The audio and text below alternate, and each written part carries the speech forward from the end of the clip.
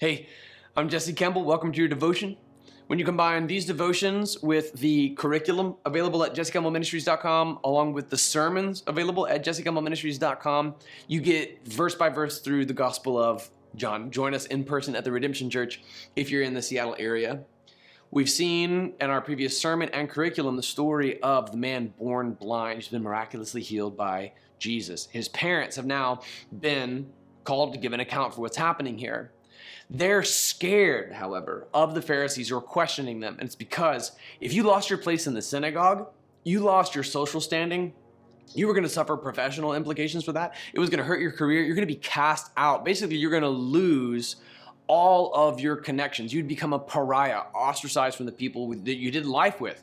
And they are scared of the Pharisees. Watch them, in a way, refuse to stand up for their own son who was born blind but now sees. They were more scared of the religious authorities than they were grateful to Jesus for healing their son. This is John chapter 9, verse 18. The Jews did not believe this about him, that he was blind and received sight. Until they summoned the parents of the one who had received his sight, they asked them, "Is this your son, the one you say was born blind? How then does he now see?" "We know this is our son and that he was born blind," his parents answered. "But we don't know how he now sees, and we don't know who opened his eyes. Ask him. He's of age. He'll speak for himself." His parents said these things because they were afraid of the Jews, since the Jews had already agreed that if anyone confessed him as the Messiah, meaning Jesus, he would be banned from the synagogue. This is why his parents said, "He's of age, ask him." This must have been incredibly painful for the man in this text, the man who now sees. You can call him the man born blind, but it didn't say stay blind.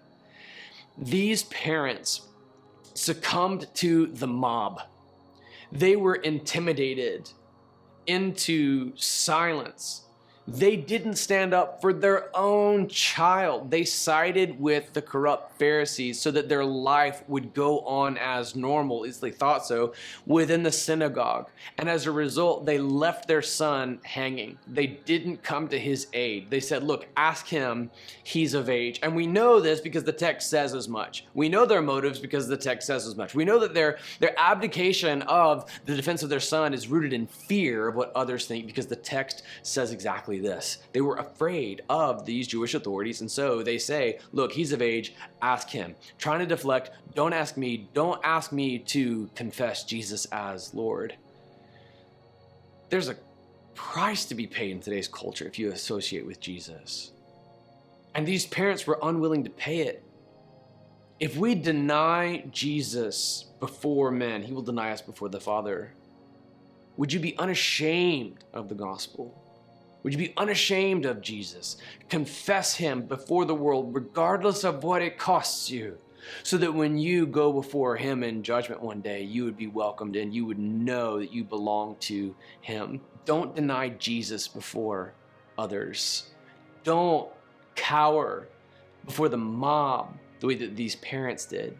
It's not even as though that mob was all that charitable. It's not even as though cancel culture is ever going to embrace you anyway. It's not even as though the very same people who would strip you of your title, strip you of your business contacts, strip you of your online presence, whatever that means to you. It's not as though the people who would cut you out of their lives because you associate with Jesus ever had your best interests at heart anyway. It's not as though they were ever going to welcome you anyway. It's not as though they were never going to kick you out for some other reason anyway. Choose Jesus over the people who would eventually forsake you anyway. Guess what? That synagogue was about to become obsolete in just a few chapters of John's gospel anyway.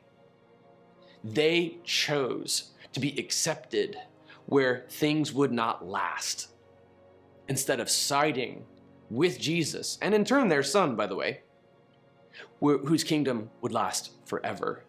Do not, Christian, succeed and remain well connected with esteemed connections and networking where it ultimately doesn't mean jack, in a way that forsakes Jesus, whose throne lasts forever. Where are your priorities?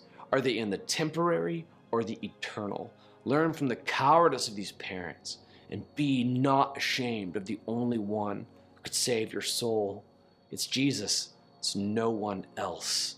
Learn from this testimony and come under the conviction of the Spirit. If you've been cowardly in this same way, would you repent of that? You don't have to go down in history the way that these parents did. Instead, you can stand up for Jesus today. Watch, he'll be there ready for you, filling you with his Spirit, giving you words to say when you're on trial. It's an incredible thing to behold. Go and join Jesus right there on the fringe, standing with your chest out before the firing squad. You will never regret a testimony of faithfulness to Jesus.